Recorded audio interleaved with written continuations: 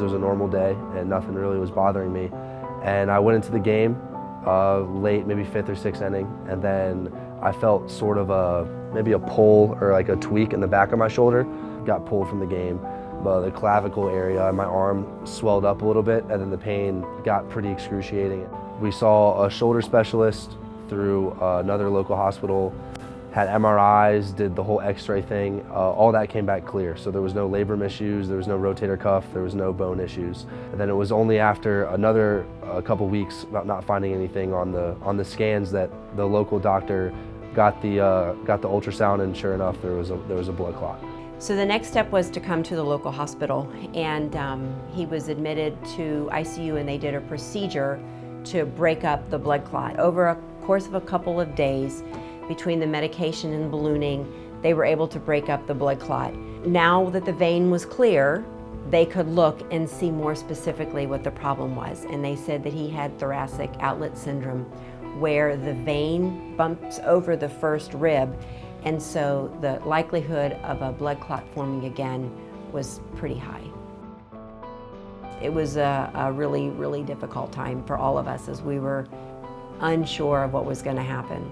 Thoracic outlet syndrome, or TOS, is a group of disorders that result due to compression of the thoracic outlet area, which is located right here underneath the collarbone, but above the first rib and bordered by some different muscles in the neck. So I was on blood thinners to make sure it didn't further clot. But other than that, we decided the best route was surgery. So that's when we decided, and that's when we moved on to trying to find a specialist. We started making phone calls. We were very excited to get an appointment then at Hopkins because they are so well known. We did our own research online.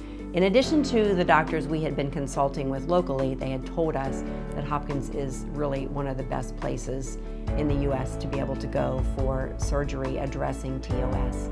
Hopkins squeezed us in to an appointment, and it was like before the very beginning of the day. It was like 7 o'clock in the morning they squeezed us in.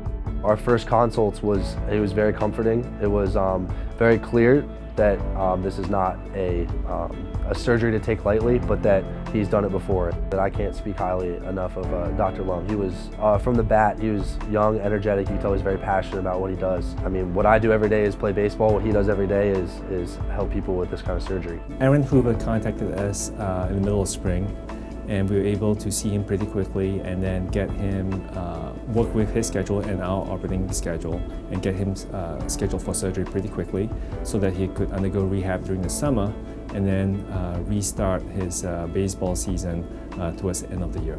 Surgery was very successful. Post-surgery, it was about 2-3 weeks of doing absolutely nothing, kind of bed rest, let everything heal. After that was when the rehab program started. That was roughly 5 months of rehab without baseball. It was mainly range of motion stuff, moving into strengthening everything so I could get back to baseball. And then about 9 months post-surgery, I was cleared completely to throw, and that was right before our season started. It was tears. We had tears in our eyes, really, when he pitched his first game.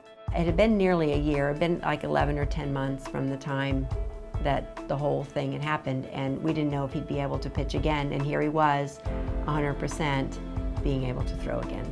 Right now, I'd say I'm definitely as strong as before I was diagnosed or had any symptoms of TOS, as strong as I've ever been, which is pretty exciting.